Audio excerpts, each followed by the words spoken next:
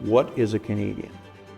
Until we define what our identity is, we look at our history. This country was founded on Judeo-Christian principles, and we have kind of forgotten that. The mosaic is dead, okay? The Canadian mosaic is dead because a mosaic is just a whole bunch of little parts that actually now don't fit together, and there's no glue between them. We need to make Canada something that people are proud of, that we define what a Canadian is. Here are our values.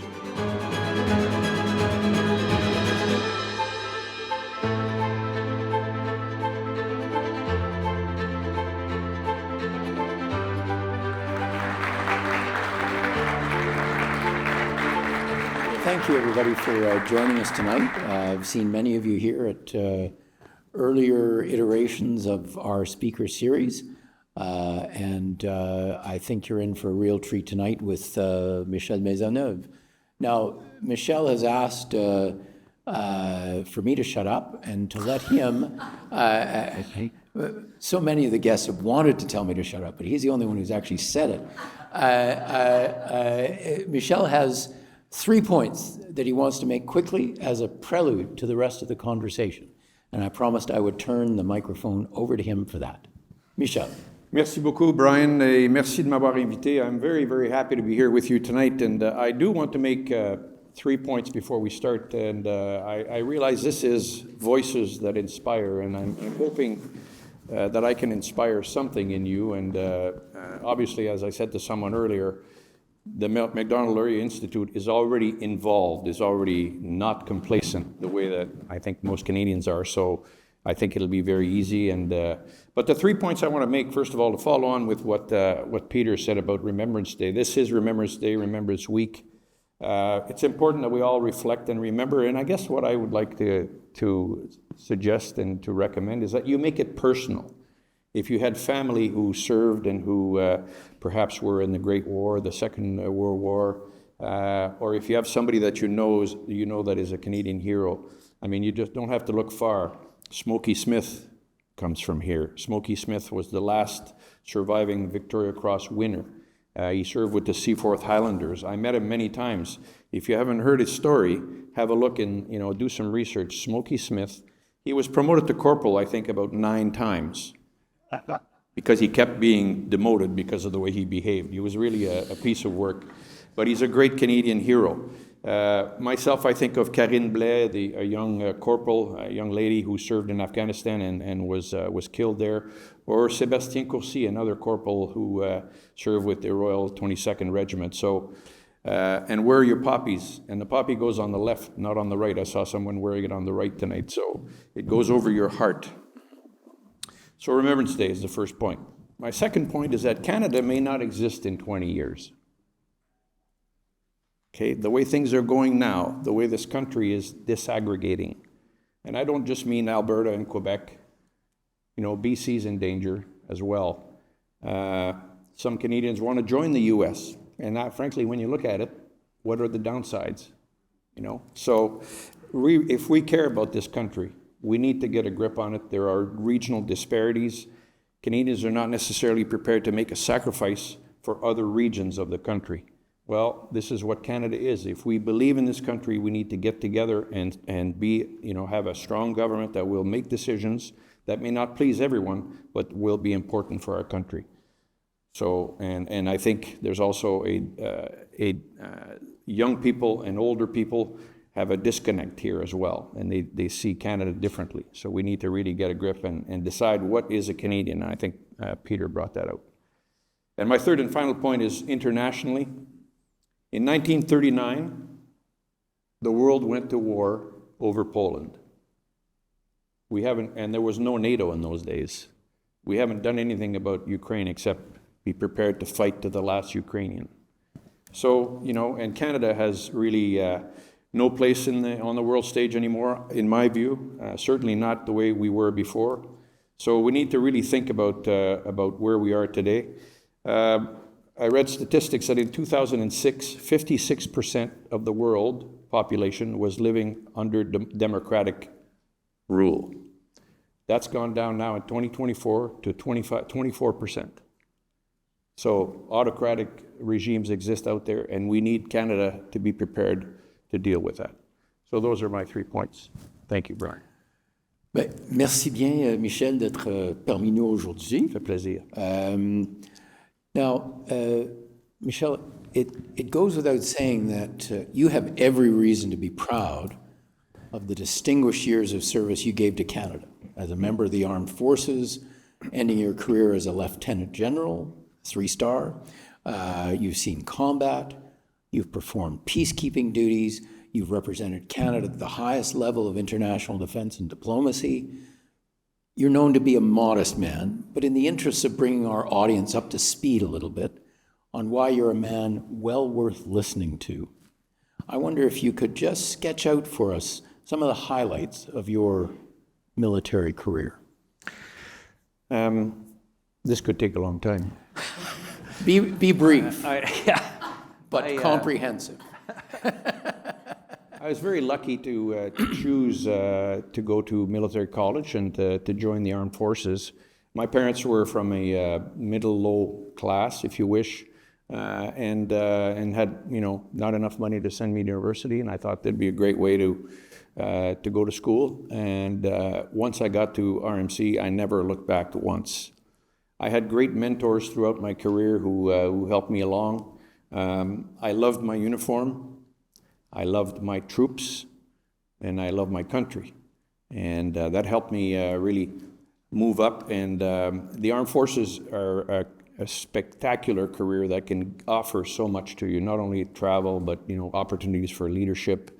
Also, it doesn't pay greatly, although they have now pay raises, which is great. And but you'll never be rich, but you'll never be poor either, I think. And so for me, it was fantastic. I served in 5 different UN operations, one OSCE operation, which is kind of unusual. Served with NATO, of course. Testified in the trial of Slobodan Milosevic, and 2 other times at the International Crime Tribunal in The Hague. I was cross-examined by Milosevic, which was quite an experience. It's a little story when he started his cross-examination, which lasted about 4 hours. He said, "You were an agent of NATO passing information to the United Nations, to the Americans, while in Kosovo." And I said, "Of course, no, that's preposterous." And I used to say when I was at NATO later that he would be turning over in his grave because I did become an agent of NATO eventually, But I commanded the funeral of the Tomb of the Unknown Soldier in Ottawa in 2000, which was an incredible honor. And I think where Canada there had showed some patriotism. When my career finished, I served the last 4 years in NATO headquarters in Norfolk, put together the NATO's headquarters on transformation, which didn't exist before. And then retired from there and went into the Collège Militaire Royal de Saint-Jean, the Royal Military College Saint-Jean, which we reopened in 2007.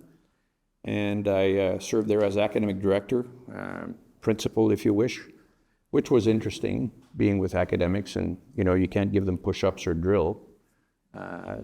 You could always try. You could always try. But managing academics was a great leadership challenge, which I really enjoyed, and I've made lots of friends and so on. And we managed to return the college to a degree-granting institution. So, in a nutshell, that's my experience. Well, and so it was as a result of this really very distinguished career that in November of 2022, you were in the Canadian Museum of History in Gatineau, where you were presented with the prestigious Vimy Award. I think Peter made some reference to it in recognition of your outstanding lifetime contributions to the defense of Canada and its democratic values. And by the way, we have people with us here in the room tonight who were there for that speech. By all accounts, you gave a barn burner of an acceptance speech in which you offered a stirring defense of the Canada you felt you had spent your career defending, but which was in danger of being replaced with something far less admirable and inspiring. And indeed, among your 3 points just a moment ago was you were worried that Canada would not be here in 20 years. Now we'll get to your substance of we'll get to the substance of your view of Canada in a minute. For now, let's concentrate on the reaction to your speech. You got a standing ovation in the hall, as I understand it. I wasn't there, I'm sorry to say. But the next day, the woke mob were baying for your cancellation. The controversy reverberates to this day over that speech. It resulted in you being invited to address the Conservative Party National Convention I believe, in Quebec City a little later. And the expansion of your argument into a book, I'm sorry, I forgot to bring my copy with me tonight, but it's called In Defense of Canada, which I think is a lovely double entendre that links together your distinguished military career and your intellectual defense of Canada's enduring worth. Did you ever expect to be a polarizing figure at the heart of debates over Canada's future? Frankly, I did. I had been mulling over what I was going to say. Well, I'd been unhappy with the state of our country for many, many years, and especially since 2015. But I had seen even before that, Canadians were completely complacent. Leadership was missing, and so I'd been kind of unhappy. And so I thought, okay, this is an opportunity, and I was very honored to receive this incredible award. And so the audience, 650 of my peers, people at my level, a lot of young people as well, students and so on, but academics, public servants, elected officials, lots of senior military folks as well. And I thought, I'm going to really tell people what I feel about our country. But I remained positive. I made a lot of made a lot of points that shocked people, but that's what I wanted to do. I wanted to shock people, and I wanted to create a dialogue. I didn't think I was going to be canceled for it, but obviously this is the world we live in today. And frankly, the cancellation has worked out just fine. I mean, here I am tonight. Thank you very much. I appreciate it. But I really wanted to shake people out of the complacency, and the idea of creating a dialogue. I wanted people to say, well, come and talk to me and say, well, I don't agree with what you said here. I agree with this, and here's why. And let's have a debate. Let's have a chance to discuss. And I never got that. I didn't get it the night of, and I did get a standing ovation. I think they liked the fact that I sang. I think that's what it was. But he's promised to sing, by the way, at the end. So. Just a few bars. But the point is that that dialogue never really happened, and so yes, I was prepared to shock. I wanted to shock, because sometimes that's what you have to do. I mean, I think voices that inspire, maybe you're not trying to shock, but you're trying to get people to understand and to listen to ideas that go maybe against the usual narrative. So why? I want to understand why you think it would be shocking to people. I'm not disagreeing. I just want your account of why it's shocking to people to defend Canada. Well, to defend Canada, first you have to say what ails Canada. And that's what shocked people. Because I don't think there are not too many people who actually stand up and say, here's what I think our country has gone to crap because of this or because of that. And so, in very direct terms, I tried to say how I felt about certain aspects, including DEI, knocking down statues, and everything. So that's why I think people were shocked. So let's stick with the woke reaction to your remarks for a minute. I'd venture to say that in your book, woke culture or cancel culture is one, if not the biggest domestic villain putting in danger the future of Canada. You feel that it is, in fact, inimical to Canadian values. Tell us how you think of woke culture, what it is, and why it puts Canada at risk. Well, because I think woke culture does not respect any other views. That's to me the biggest issue. Is there is a narrative out there, and it's a progressive narrative right now, that doesn't allow other views. And when you look at our universities, many of our universities are going through that very thing. There's no diversity of opinions. and so I kind of call it extreme progressivism. You know, this is, I think, what the problem is one of the problems we have in our country right now. And so I think we need to allow people to have different views. We need to get Canadians talking about this, and that's the other issue, is that Canadians don't talk about this stuff. Mm-hmm. And Americans, I think, are better than we are in talking about big issues, putting them on the table, debating them robustly, and then deciding on a way to go. I think Canadians prefer the old, evolutionary approach, and very nice and everything, but I think we need to, and I think that's, to me, that's the woke culture that is a problem. So is our old traditional way of doing things letting us down in the face of woke culture? Do we have to be more assertive? I think so, and assertive, direct, and also, but prepared to, Canadians are tolerant. This is one of the things, and when you ask a Canadian to define, what is a Canadian, and even our former Prime Minister, as you know, went to the United States and on TV said he could not even define what a Canadian. He said, well, we're not Americans. I hate that. We need to define what a Canadian is. And one of the things we are, I think, is we're a tolerant people, an accepting people. And maybe we need to be a little more assertive than we have been, but to understand and to tolerate different views. And I think the woke culture, for all its, we're very nice people and all that, well, they're actually more intolerant, I think, than others.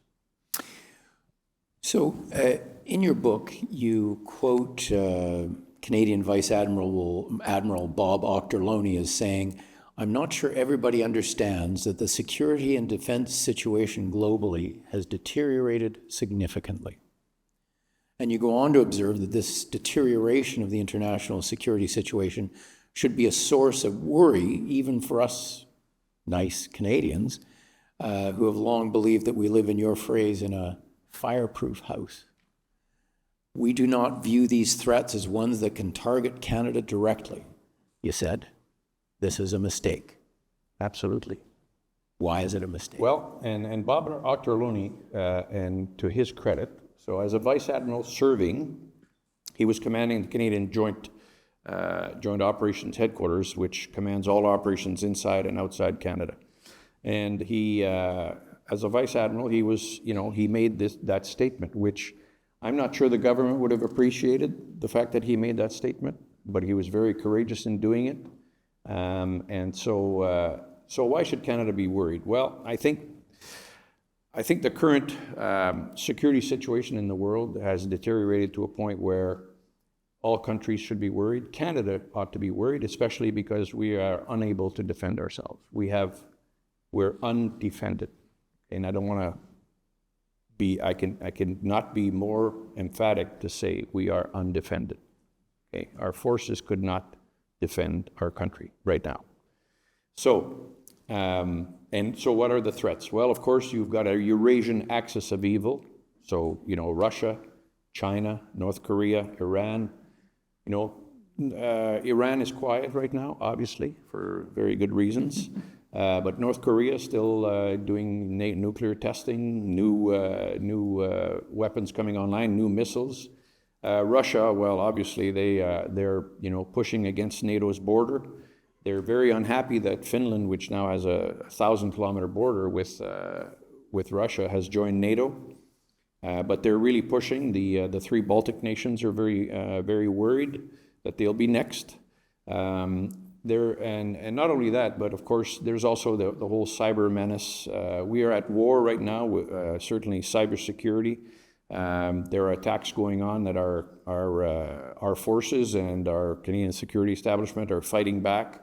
Are keeping us safe as much as they can.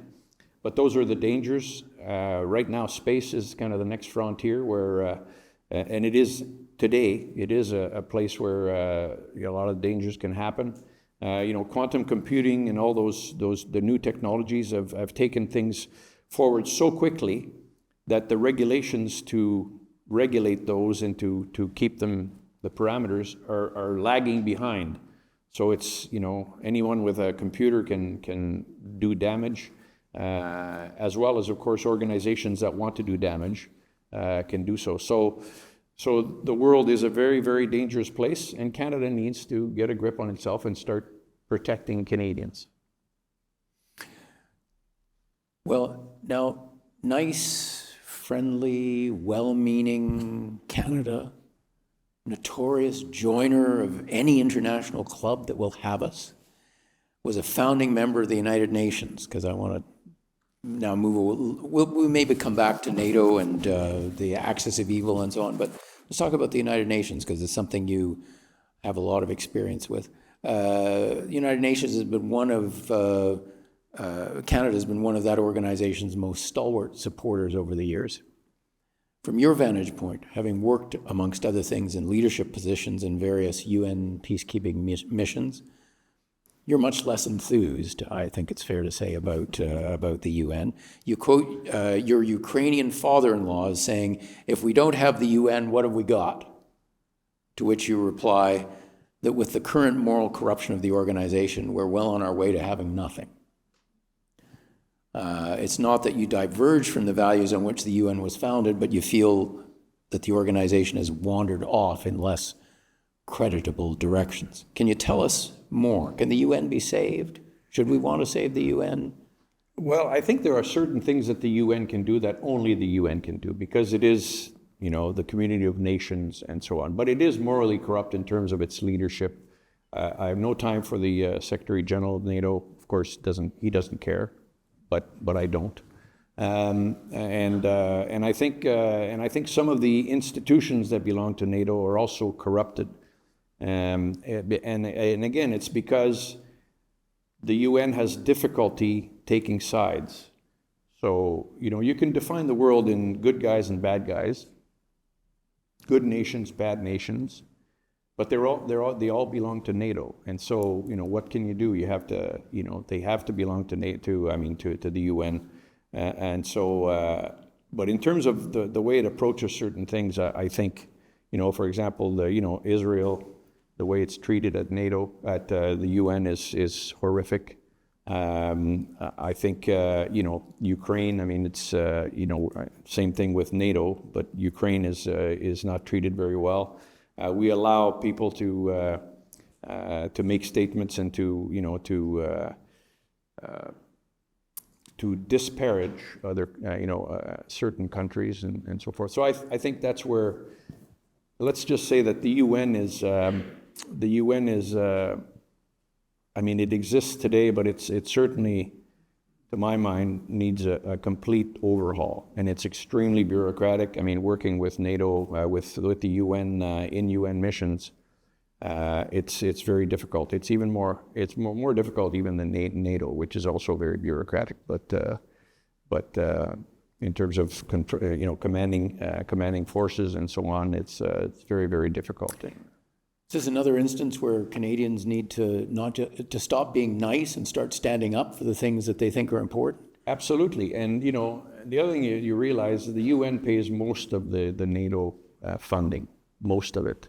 The large nations obviously do, but the U.S. is and it's hosting the headquarters there, and I can understand why the U.S. is angry, because for that, what do they get? Well, they get pilloried a lot as well. By the UN. So,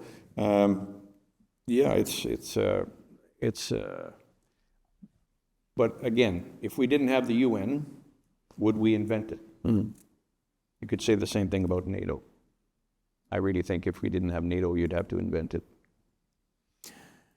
Yeah, you were talking about NATO and Russia and the axis of evil, and I suspect that many of the younger people in the room may not realize that for many, many years after the end of the Second World War, Canadians had soldiers in bases in Germany at Baden and Lahr.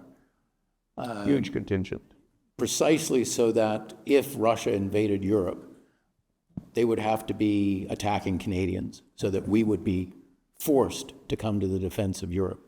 And of course, we closed our contingent on those two bases in Germany, but we're back now in Latvia, leading the Latvia Tripwire mission for exactly the same reason. Exactly. Yeah. Yeah, and so, yeah, when you look back before 1989, we were deployed there because of the Soviet hordes that could come across. And of course, Soviet Union, included all, the Baltic nations and Poland and all that. We had an entire wing of aircraft up in Baden-Baden, and we had a complete mechanized brigade with tanks in Lahr in Germany. And so, and we're very capable, and we were the only reserve that the German Corps had. So and we were prepared to fight in the Fulda Gap, which was an area where we thought the Soviets might come in. After '89, of course, when the wall came down, we pulled our troops out. Everybody thought, okay, that's great. We're in love now. Everybody loves the Russians. We're all going to be great. NATO created the NATO-Russia Council, which was supposed to be a mechanism where Russian leaders and NATO leaders would meet regularly. It was an institutionalized group that would meet regularly. But in 2014, when Russia invaded Crimea, or at least annexed Crimea, I guess I would say, NATO, instead of saying, bringing Russia in and saying, why did you do this, and trying to diplomatically get them to back off, they threw them out of they eliminated the NATO-Russia Council, which I think was a mistake. But that set up what happened later when they invaded 2022, when they invaded Ukraine. So I want to get through a series of international issues before we get back to domestic policy in Canada. So one of the defining issues of our time, and you talked about this indirectly a minute ago, one of the defining conflicts of our time is that pitting Israel against Hamas in the Gaza Strip. And it raises many questions, that conflict, about a state's use of military force against non-state actors who observe no rules, have no honor, and feel no constraints about how they conduct military operations. Many Canadians have presumed to judge Israel harshly for its prosecution of the war in Gaza. Do you share that view? I don't. Israel, a country of 11 million or so, surrounded by 300 or 400 million people who want to wipe them off the earth, has a right to defend itself. If Israel was left alone, it would not be trying to colonize. It wouldn't try to do anything, to its neighbors. But it's the only way it can defend itself is by disproportionate force, I guess, is what I would call it, against these non-state actors. And it's difficult to root them out. It's very difficult. I mean, I would love to find a way to get to those tunnels and to destroy them.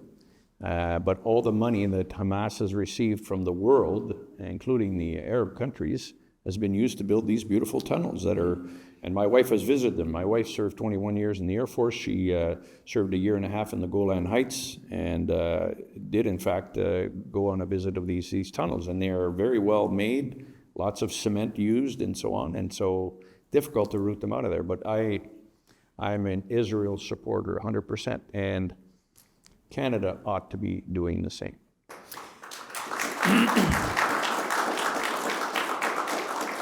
So, a subsidiary question. I've talked to various friends in the military who've made observations along these lines. Canada and Afghanistan faced a similar enemy in the Taliban. And if we are to condemn Israel for its conduct of the war in Gaza, does Canada deserve equal condemnation for the tactics it was forced to employ in cities, towns, and villages in Afghanistan? Is war just a messier business than it's ever been before? War is a messier business. It is a messier business because, first of all, you never declare war anymore. We never declared war against Afghanistan.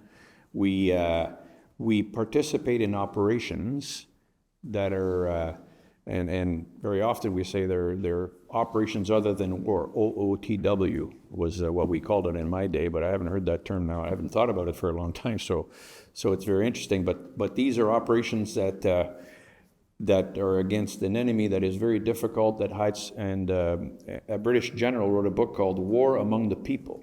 He called it War Among the People, and it's true what it is. Hamas, when you look at, they hide amongst their people. The Taliban was exactly the same thing. The difference is that the Taliban was employing, eventually we started realizing that they're employing Russian tactics and so on. So when we thought at the beginning we didn't need tanks and we didn't need necessarily helicopters and we could go there with our green uniforms, that we actually needed to get a grip, because they actually were fighting like Russians with different trench setup and so on. So, but no, I don't think, I don't condemn Israel, and I certainly would not condemn Canada either. But war is much messier today than it was in those days. So, no conversation about the future of Canada can be complete without talking about our relationship with the United States. And all the more so in the era of Donald Trump. In what I think was a kind of a prescient passage in your book, because I think the book was written before Donald Trump came to power. Yes. You lamented, and I'm quoting here, "I'm sure U.S. leaders are fed up with our posturing, hand-wringing, and lack of defense spending." Did I say that? You did. I have a copy of the book. I can show you. I think many Canadians were blindsided by Donald Trump's rather contemptuous view of Canada and feel that we've been exemplary friends, neighbors, and allies. Your comments imply, I think, that you are not surprised by Trump's attitude.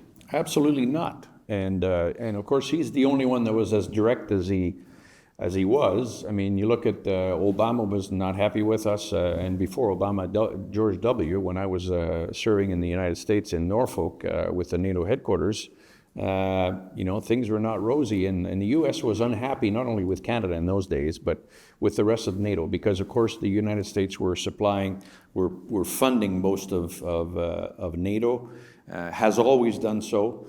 But we're getting to a point where they were fed up but the only guy who actually said it so directly was Donald Trump in his first mandate, and now in his second. And so I agree with him. It's about time that we took our responsibilities and that stopped being free riders.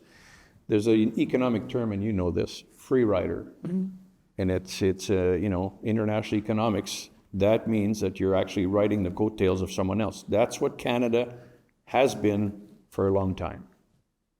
And so, are Canadians wrong to be scandalized by how Donald Trump is treated? Well, Canadians can wring their hands and say, the point is, let's.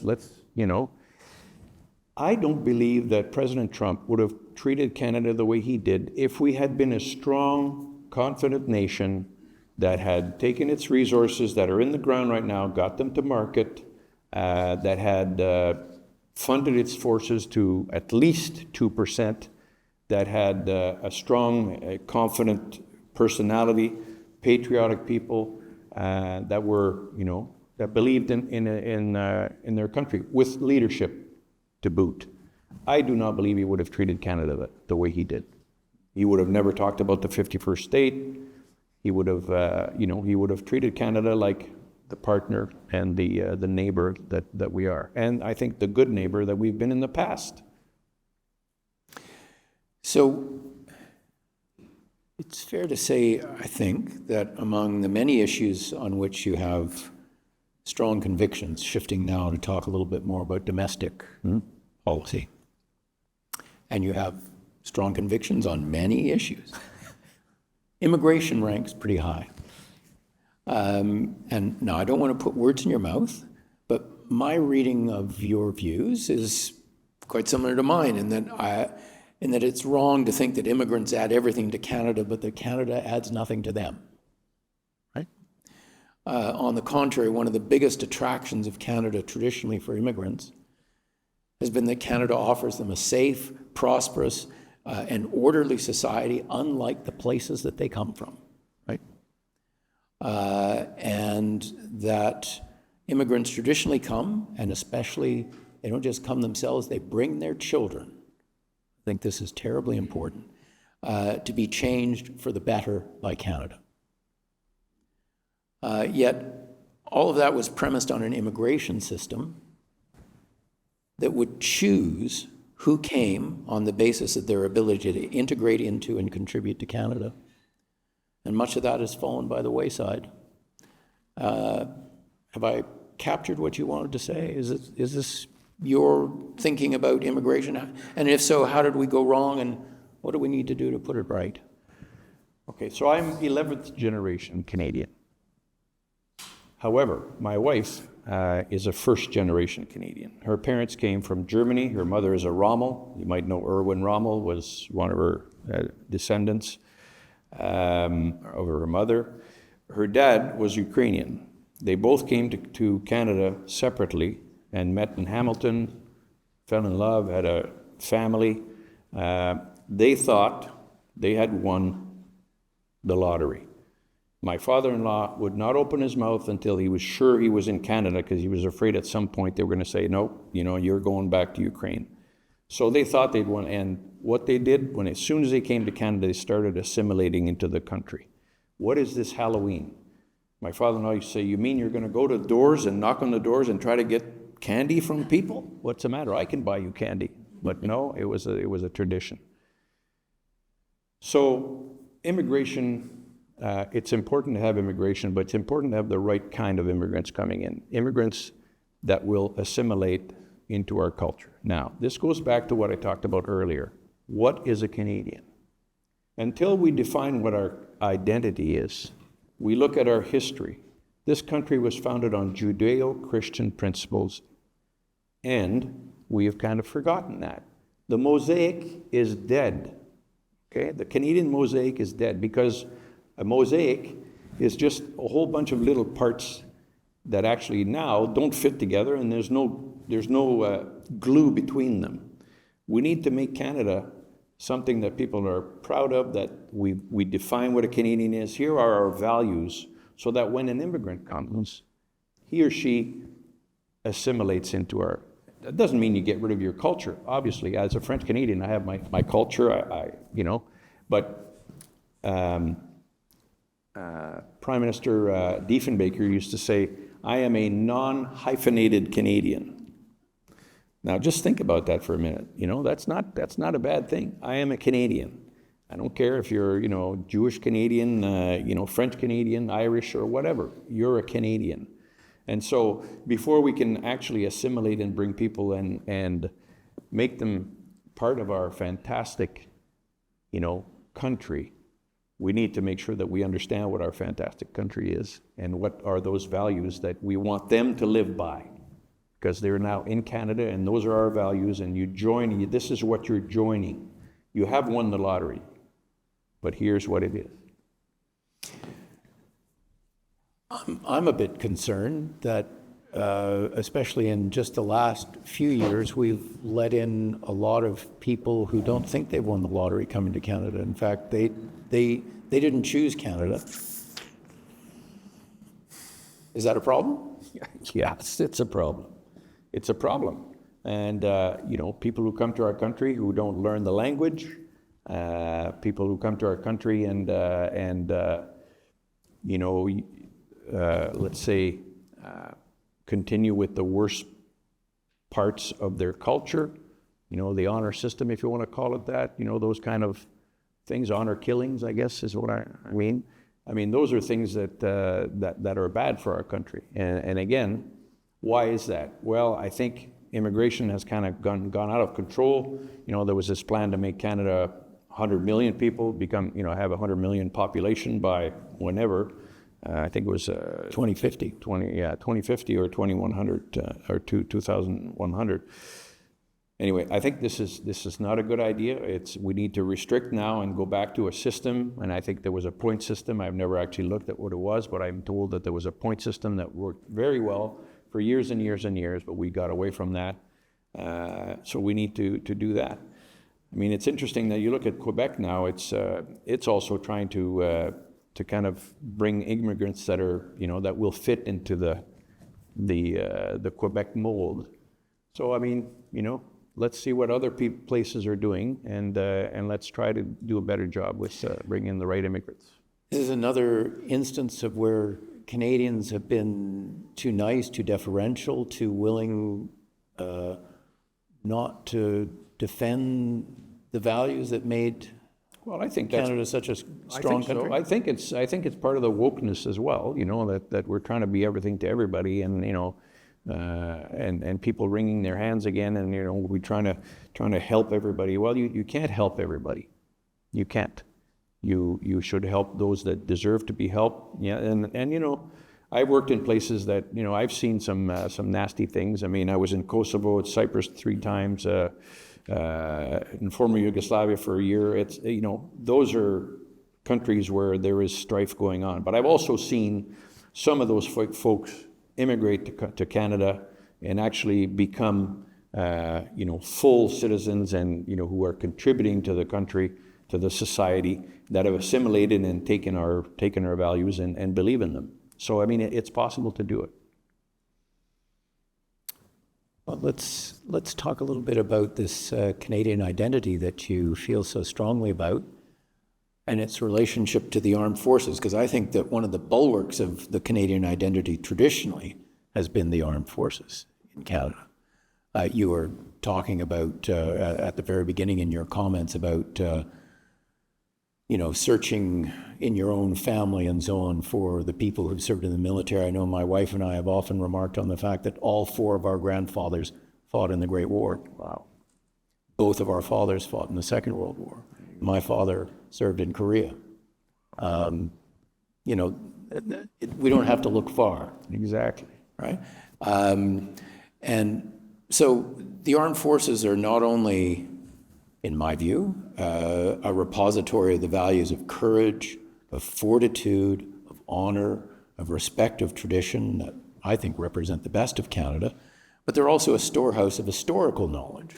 Various military units keep alive for their members and families and friends memories of great and small Canadian feats of arms, which there are many, right? If I understand you correctly, you despair of the state of the armed forces and their ability to continue to make these important contributions to Canada and the world. And it's not just that we have recruitment problems. It's not just that we have poor infrastructure. It's not just that we have few weapons. I think your view is that we have been gnawing away at the beliefs and values that make the forces such a vital institution. Can you tell us more about that? Well, yes, and I think, okay, so first of all, your point about Canadians having a great, if you wish, a great tradition of military service. You just have to go to, Afghanistan, yes, but before that, Korea and all the way down, and during the Cold War, all the peacekeeping and the peace support operations, I'll say, because some of them there was no peace to keep. If you think about Canada right now, there are 500 to 600,000 veterans living in our country right now. Okay, that's a lot. That's a lot of people. I mean, you go to an amphitheater and ask veterans, and those that know veterans stand up, and you'll have at least half the crowd stand up. So it is in our culture. George Stanley, a famous historian that you might have run across at some point, Canadian historian, wrote a book called Canada's Soldiers: The Military History of an Unmilitary People. So Canada, although we have fought well in wars and our people are the best, we don't really think of ourselves as military people. But we have been shock troops in World War II. We were shock troops for the Allies and fought incredibly well.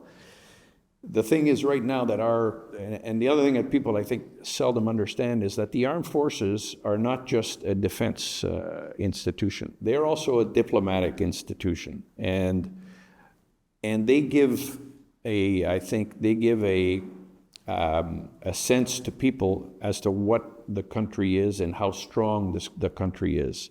And by participating in international missions, whenever a ship goes to some port somewhere in the world, those young men and women on that ship are our representatives. They are our diplomats. They go out there, they're wearing the uniforms, and they represent Canada very, very well, except that we don't have enough of them.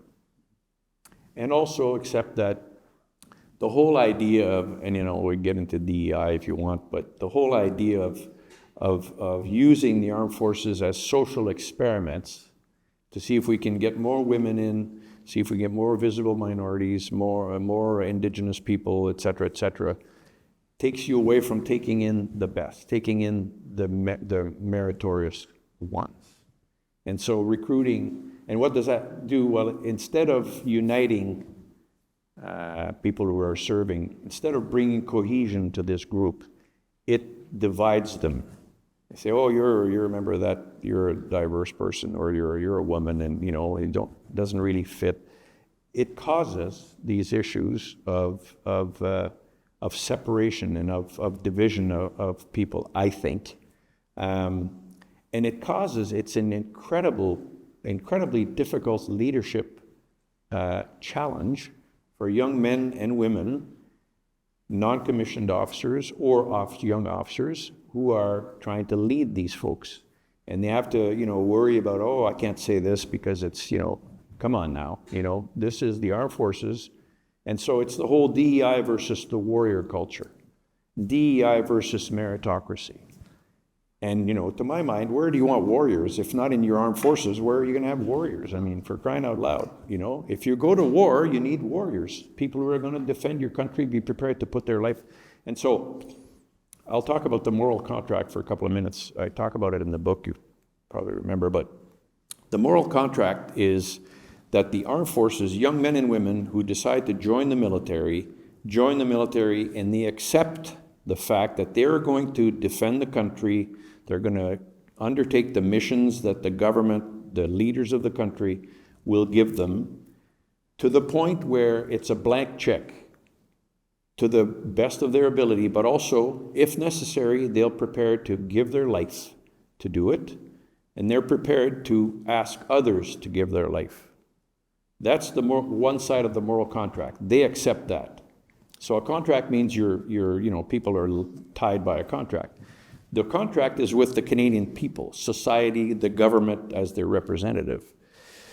That side of the contract is that we are going to give you everything that you need to be successful, so that you don't have to give your life for your country. We're going to give you the best equipment possible, the best training, the best leadership, the best education, and we're going to make sure that you're capable and that you have the best chances of success in those missions that we give you. That contract is broken. Okay, that contract is broken. Young men and women of today, those that I commanded, those that I served alongside, Bob Parsons, who is here tonight, fantastic people. They're the best of our country. Incredible young men and women. Today, we just don't have enough of them. They still sign that blank check to Canada. The country is not giving them what they need. They're not giving them best equipment. They're not allowing them to train to the best of their ability. They are in crappy infrastructure. Their classrooms are from the 60s. Okay? Their housing is lousy. I mean, what would happen if we said, okay, immediately, let's rebuild all the housing and all the bases today? Well, that would help the economy. We'd have jobs for Canadians. It would improve the lot of the armed forces. And it would not be a very difficult order to be given. I don't know if the Prime Minister gives orders, but I would if I was Prime Minister. Tomorrow, just like I would say, clean water and all the reserves, but that's another story. But the point is that the moral contract is broken. So we need to really think about what our armed forces are there to do. As I said, there's not enough of them. We need to increase the numbers greatly. I've seen that there's a plan now to increase the reserves to 400,000. Great idea. The reserves are those people who have jobs like you do, but on their one night a week, they go and serve in uniform, one weekend a month usually, and sometimes 3 weeks in the summer. They do that on their own time. And we have no legislation that protects their jobs if they're asked to go on a mission. Many companies are very good because they give them, they allow that they keep their job going and they continue to pay them and so on. But so reserves are great citizen soldiers, and they're the ones, by the way, who saved our bacon in World War II. I mean, the permanent force was tiny, and we increased by using ordinary Canadians. So it's a bit long, sorry. No, not at all. I mean, you anticipated my next question, which was about the moral contract between Canadians and those who serve in the military, and the unlimited liability that soldiers accept. In fact, just tell you a small anecdote, which I actually found quite moving at the time. My wife and I used to own a restaurant, and one of the servers came in one day, and she was all in tears because her cousin had just been killed in Afghanistan. He was serving in the Canadian forces. And her reaction to that was, that goddamn Prime Minister Stephen Harper, this is his fault. And my wife said to her, you dishonor your cousin's memory when you see it that way, because he signed up to put his life on the line for Canada. He willingly sacrificed. And when you blame it on the politicians who sent him there, you misunderstand the nature of the relationship between armed forces and the people they protect. That's an important point to make to Canadians when you speak to them about this. And, everyone here is able to speak to this, I think. In what I found a very moving passage in your book, you listed in detail some of the perilous and physically exhausting jobs that members of the forces might find themselves doing every day. You talk about people flying jets and the G forces that they wrestle with, and people carrying, 50-pound packs in hot weather and so on. And you proclaim that all of them are quite simply heroes, while being unknown to the average Canadian on whose behalf they are engaging in these heroics. And you then underline that there is this implied moral contract. What more should we be doing? You talk quite a lot about veterans, for example, in your book. I mean, what more should we be doing to honor this contract? Well, I think we could be doing a lot more, and I hate to say, let's look at what Americans do, but really, let's look at what Americans do, okay? When you take a flight somewhere, veterans, serving personnel get called first. They board the plane first. Small thing. You go to a grocery store, happens to be somebody in uniform, they go to the front of the line. You go to a hockey game or to a football game in the States, I mean, they honor their troops there. The National Football League has 1 month, and this is the month that they honor their serving soldiers and veterans. So it also would, I think, promote patriotism in our country, because again, it comes back to what you were saying earlier, how the armed forces are a method of Canadians being proud. And when you're proud of your forces, I was, in the military when, Somalia was going on, and we weren't allowed to wear our uniforms in Ottawa when we were going to work, because people would spit on us and so on. And yet, after 9/11, I also remember a ceremony on Parliament Hill where I walked up to take my seat in uniform, and people were applauding, and I was actually crying. It was just incredible. So Canadians can be proud. They just need to demonstrate it more. There are little things we could do that would make so much difference, and I really think that the armed forces can be one of those ways that we improve Canadian patriotism. I mean, we should fly our flag more often in more places. Our national anthem. I mean, Stratford, I heard that Stratford, it's the Stratford Film Festival, I guess, used to sing the national anthem only once at the beginning of the season. But I think after Trump came to power, they started singing it, and people joined in very strongly at every one of the performances. Now, why don't we sing our anthem more often? Do they sing it in school anymore? Would the kids sing it when they go to school? I don't know. We used to, when I was a kid, sing the national anthem. Teach it the proper way with the two languages. Let's do it. We should, these are kind of small things that I think will make Canadians more proud of their country. It's interesting, back in Ottawa where I live, no booing, please. There's a high school where they have just recently reinstated singing the national anthem at the demand of children of immigrants. They said we should be singing the national anthem of our adopted country, right? Now, the other thing is, why did it take Trump to make us feel a little bit more patriotic? Why? We should have been, and that's why I said earlier that if we had been a confident country, proud of it, people proud of its country, strong, united, economically, productivity, powerful, he would have never treated us that way. But, here he came and, forced Canadians to start thinking, oh my God, he's gonna take us over. So, that brought our patriot. Why did it take someone from outside to make us patriotic?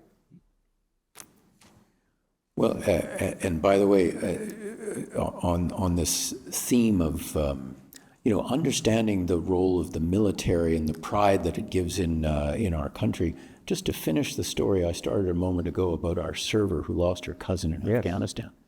After she had that conversation with my wife, at the next Remembrance Day, she went and laid a wreath at the cenotaph in honor of her cousin, because she was able to put his sacrifice in the proper context. Excellent. And understand what he did for Canada, and she wanted to honor it. And I think, this kind of realization that many Canadians have not had to confront themselves is something that would be of great benefit to the entire country if we could. Absolutely. And, my wife and I, when we were living in Saint-Jean, in Quebec, we would go to Sébastien Cossy's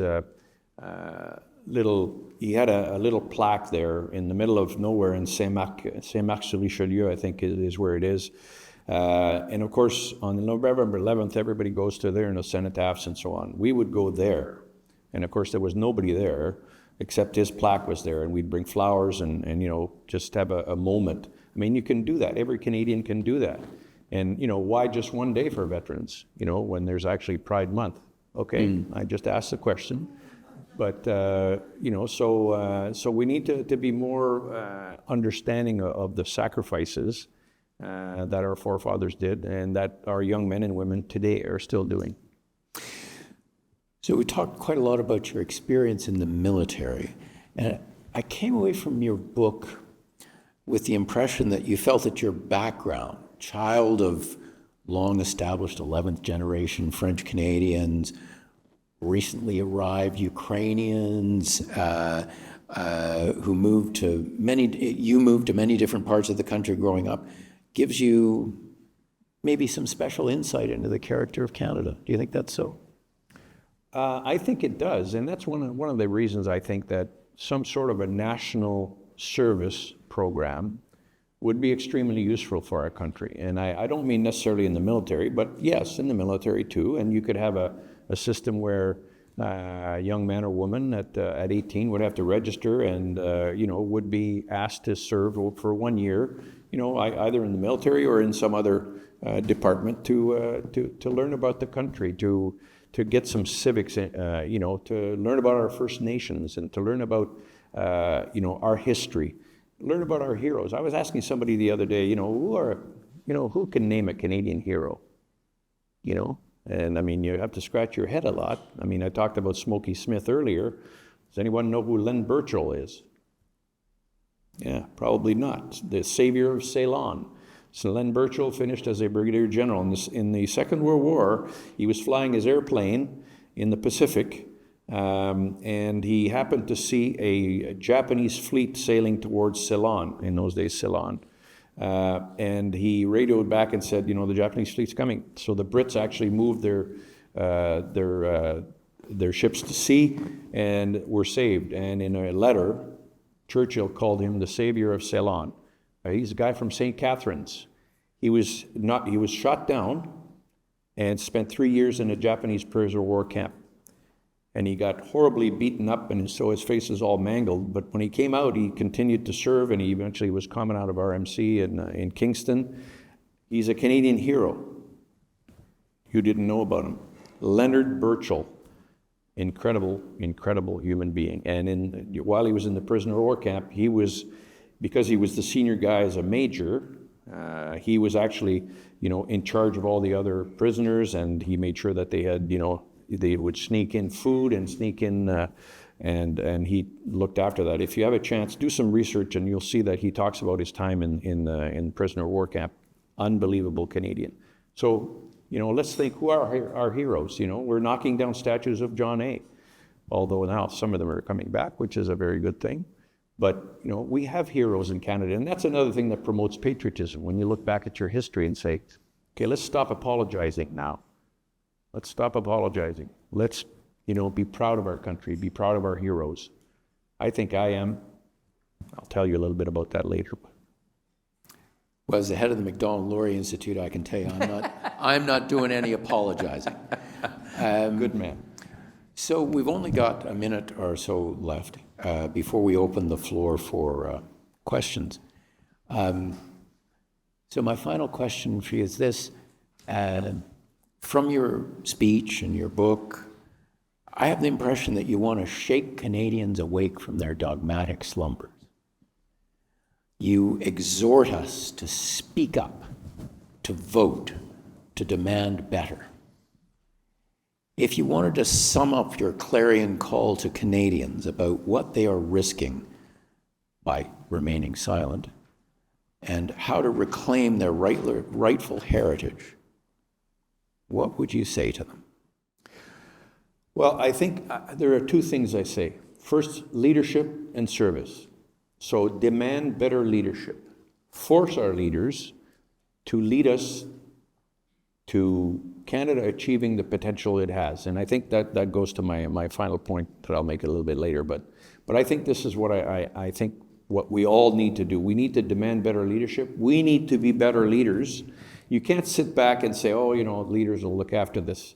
Let's us be leaders. Let's us speak out. Let's us make a difference.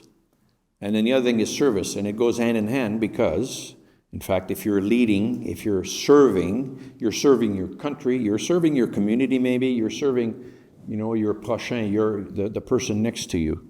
And so that's what we need to do. I think this is what I'm exhorting people to do, and talk about the issues and force others to talk about the issues, those that are quiet. Get them out of their complacency.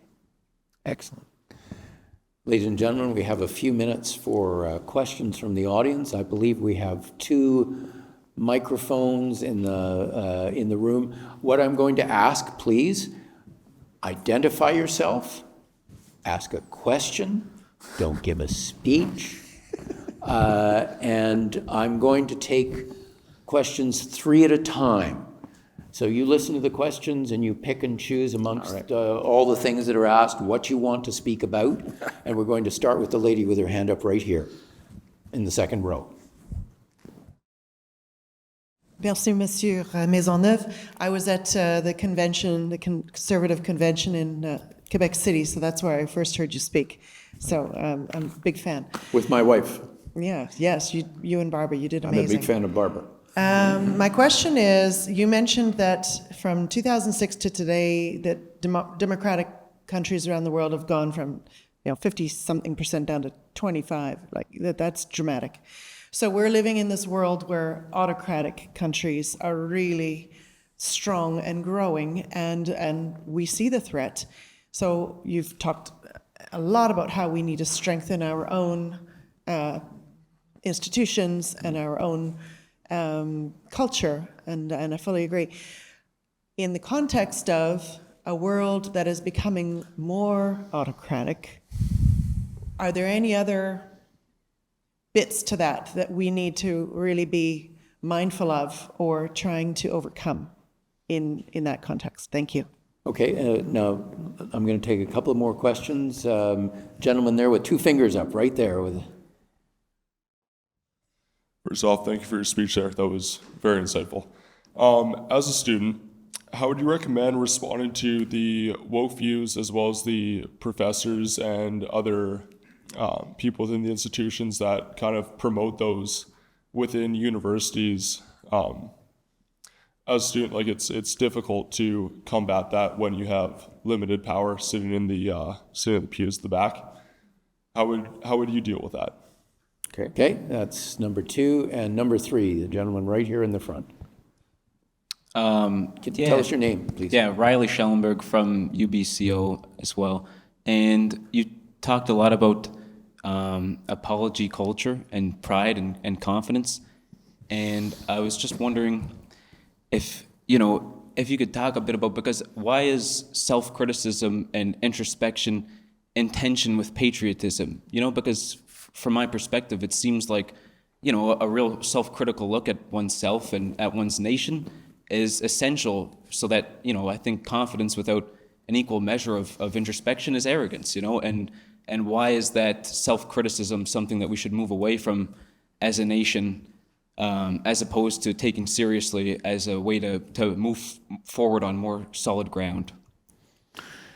Okay, you want to? Okay, well, I'll take them in order. Sure. The whole issue of autocratic nations, I think when you look at these statistics, 55 to 24, it's because I guess some of these leaders now are coming to power, and instead of, they're not as democratic as we are. They don't believe in consensus as much as we do. But you have to ask yourself, is it easier then? Is it easier for them to lead a country with that autocracy? When our former prime minister said that he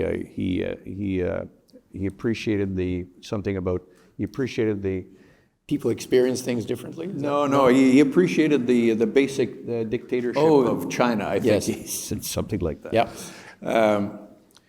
There is a danger that populists are going to come in power everywhere, and you look at Milei in Argentina. He's got there was I think elections. I think they were legislative elections, and he got a bigger majority than he had before. So there's something working there. Do we want to go there? I don't think so. I think we're very lucky. We have a great, strong democracy, but we get the government that we deserve. People vote, and so that's what it is. So there is a danger, and frankly, it's another danger that Canada is facing today. As far as students go, how would you do it? Well, you need to have a different narrative. You need to develop your own narrative. You need to organize your own, your folks. If all those woke people have tables in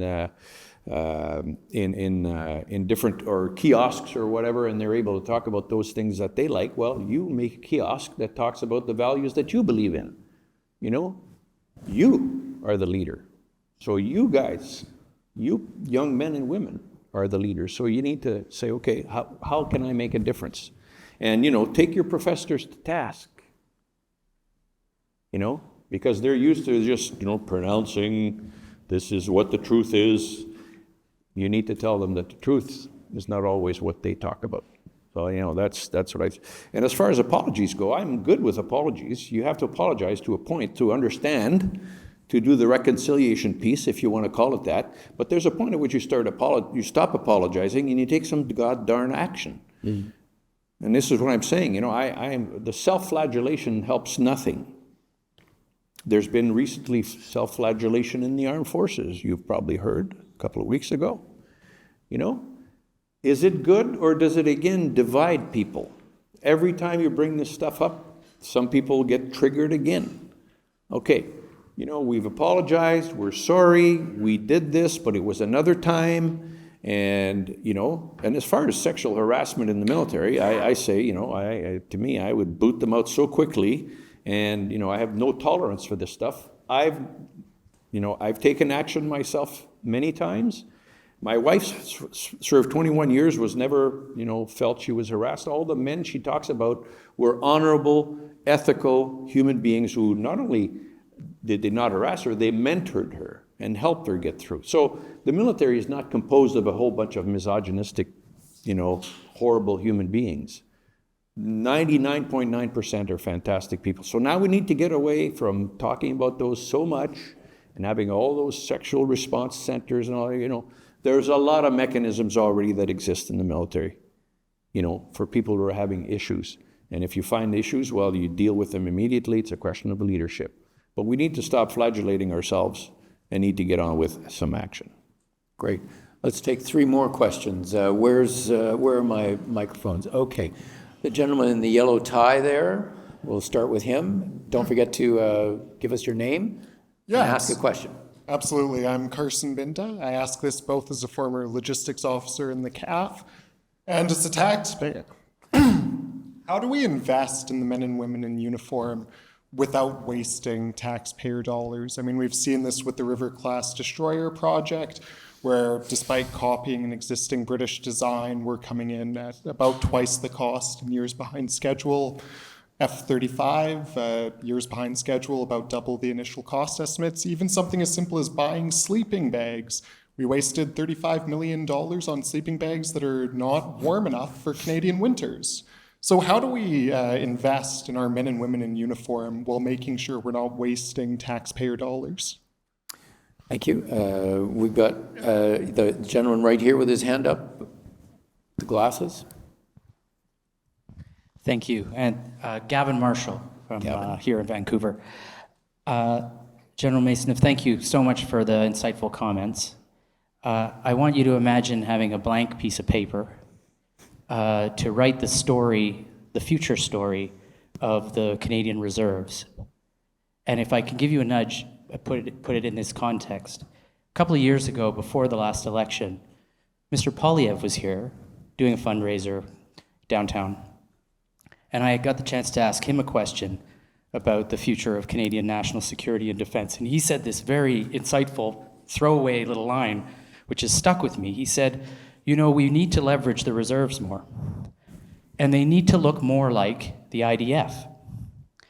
And they need to look more like the IDF in the sense of leveraging the civilian character of the Israeli Defense Forces to really expand the scope and the footprint of Canada's military. So, future of the reserves. What are your thoughts? Okay, and one more question, gentleman there in the glasses. Hi, thank you. Merci. Your name? My name's Kier Judla. Here from Vancouver Island. Merci de nous avons parlé aujourd'hui. Thank you for speaking with us today. It's a little Francais as well. My family came to Montreal in the 60s. Great-grandfather fought in World War I, grandfather in World War II. And my father did his mandatory military service. And I have to read this just because it feels a bit emotional to have to read this. Is for many of us 6, the duty to serve with honor and dignity for freedom against threats, foreign and domestic, is something we can't shake. It's in our blood. And now, in this strange moment, the call to serve is stronger now more than ever, as it feels like we have to defend Canadians and Canada itself from other Canadians, which feels like that is being divided from a white left that is telling everyone else that you're born with original sin and guilt. How can we serve with true honor and dignity when it feels like so many people don't have that ethic, but do it regardless of what that might mean, what the backlash might be, and just to truly serve in the honor and dignity that you've dedicated your life for? Thank you. Thank you for those 3 questions. Michel. Yeah, thank you. Well, I'll start with the whole procurement and taxpayer business, and I feel your pain. Because not only did I serve in the military, I paid taxes too, by the way. So and I paid into unemployment insurance and never collected. So anyway, no, but the whole procurement thing is such a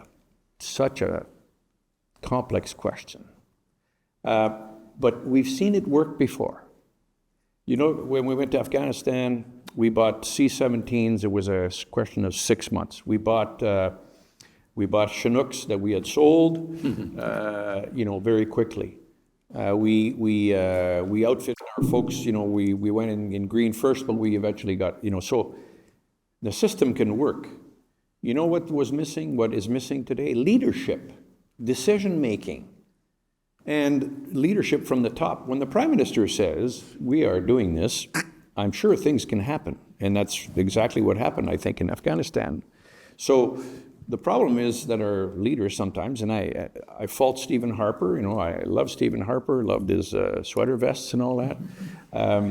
But I fault him because he never made the decision on the F-35. We have been, and we're still fooling around with that decision, and I want to be nice here, but we've been spending $200 million a year on that program since the beginning. We've spent billions of dollars on that aircraft in the development. So why would we buy another aircraft?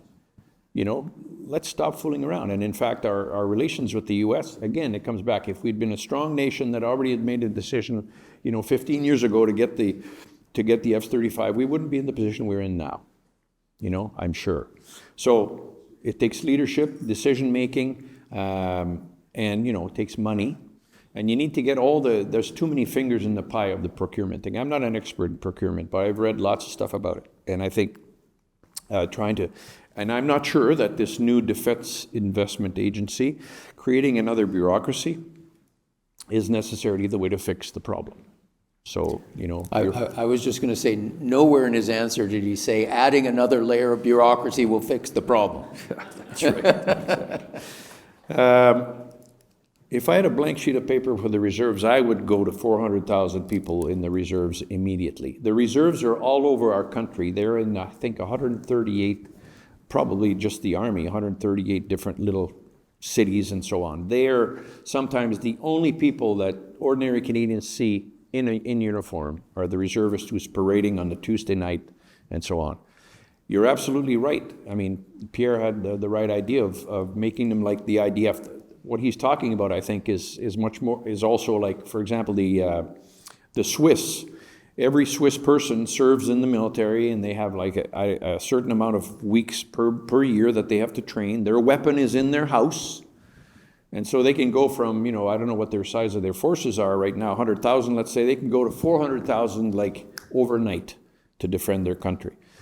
There are lots of ways to fix this issue. I think the reserves are a huge enabler for our armed forces. And again, creating patriotism, creating a Canadian identity, that just reinforces it 100%. So that's kind of my blank sheet of paper fix for that. And sir, as far as the Sikh, the defending Canadians and Canadians who want to apologize or how do you do it? I think one at a time. And I think with your example, and I think that's what we need. We need, there was an old advertisement that talked about a bank and how do we invest, $1 at a time, or I can't remember what it was exactly, but we need to really convince people of the importance of protecting our country and defending our country. And it's very, very difficult. But you can do it with your example. You talked about your forefathers. I mean, you talked about your grandfather and your father and your wife's grandfather and father. We can do it. We have that tradition.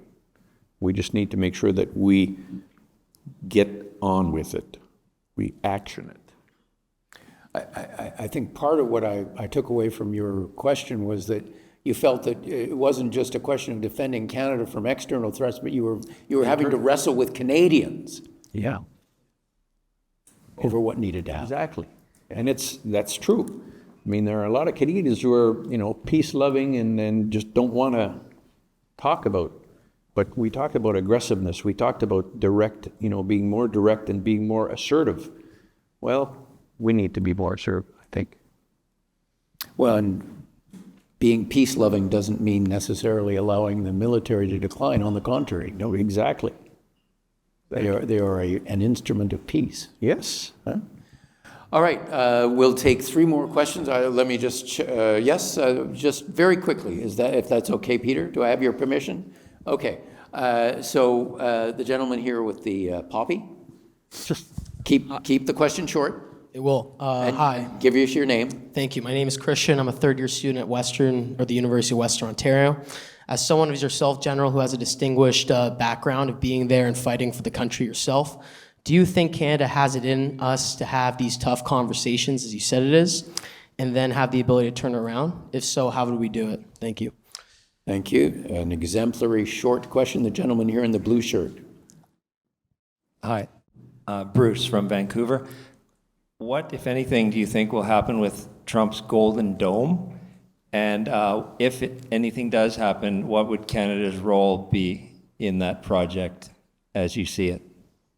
Yes, it's hard to imagine the dome being anything other than golden since Trump's got his fingerprints on it. The gentleman up there in the back with his 2 fingers up. Wait for the mic. There. Hi, my name's Joe. I was wondering if you would think, and to me this sounds like a good idea, in order to boost recruitment in the reserves, if we could amalgamate the cadet program into the public education system as a method of increasing recruitment. Thank you. Okay, I'll be quick. First of all, I can't even read my writing here. What was the first question? I'm sorry. Your first question was? Can you just repeat it? Yes. Do you think Canada has it in us to have these tough conversations, as you said it is, and then have the ability to turn it around? If so, how would we do it? Oh, conversation. Right. Yes, I think we have the ability. I really do. I really do think we have the ability. But again, it's going to take leadership. I said it'll take 2 things, leadership and service. But look at the potential we have. And I think we need to have these conversations. We need to make Canadians understand that it's in our interest to improve our country and to achieve the potential that we have, which we have not achieved so far. The Golden Dome, absolutely required. Absolutely required. And I think Canada needs to play a part in it. Right now, we're supposed to be spending $30 billion on improving NORAD. The Golden Dome is kind of the next step from that. And so we need to, again, demonstrate to the United States we're prepared to fight and we're prepared to defend North America. Okay, we're prepared to defend our country. With the U.S., we're prepared to defend North America. And with NATO, we're prepared to defend Euro-Atlantic and et cetera, et cetera. So I really do think that we need to play a part in it. And the final point about the cadet program, an outstanding program, and any way you can improve it would be great. And as you say, maybe making it part of the education system is a great thing. But cadets are not a military program. It's paid for by national defense, but it's a citizenship program. Citizenship program. And when you look at cadet corps these days, you'll see how diverse they are. A lot of our, families, new families that are coming to new Canadians, send their kids to cadets because it's a great citizenship program. And so I think any way we can improve it, and I think Pierre also had an idea of putting more money into it. So, may I please ask you to join me in thanking Michel Maisonneuve for his wonderful discussion. And I think he may, he's going to spoil everything. He wants to sing a few bars. Before I sing, I want to tell you, je veux vous dire que je crois beaucoup au Canada. I believe in Canada still. I mean, I believe that Canada has so much potential. We're 40 million smart, educated people with 2 languages, democracy, good governance. We have resources incredible. Of course, fossil fuel, lumber, minerals, water. To me, water is a huge issue, and it's going to be in the future. Only we can help. Do we care enough of our country? I think we do, and we're able to do it. It's going to take leadership, I mentioned, at all levels. So get involved, politicians on down. It's going to take service to country, to community, and to each other, and sacrificing for the good. So I will repeat what I said at the Vimy Award in 2022. It is still a wonderful world, just as Satchmo said. I see trees of green, red roses too. I see them bloom for me and for you. And I say to myself, what a wonderful world. Yes, I say to myself, what a wonderful world.